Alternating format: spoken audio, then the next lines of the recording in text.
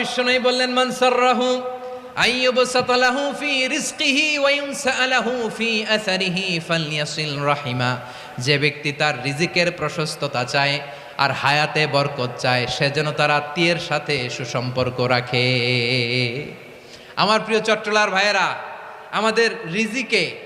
আমাদের রিজিক বাড়ুক, এটা আমরা চাই কি চাই না? সবাই চান? হ্যাঁ, আমাদের রিজিকে প্রশস্ততা আসুক, চাই কি চাই না? আমাদের হায়াতে বরকত আসুক, আমরা চাই কি চাই না? এই দুইটা যদি চান তাহলে নিকটাত্মীয়দের সাথে সুসম্পর্ক রাখবেন, পারবেন? তাহলে সমাজটারে মানবিক সমাজ বানায় দিবে কে? তিনটা আদেশ চলে গেল। কয়টা? আওয়াজ করে বলেন। 1 নম্বরে কি ছিল? 2 নম্বরে, 3 নম্বরে নিকটাত্মীয়দেরকে দান। আপনাদেরকে আরো শোনার আগ্রহ আছে? আপনাদের মনোযোগ আছে না গেছে?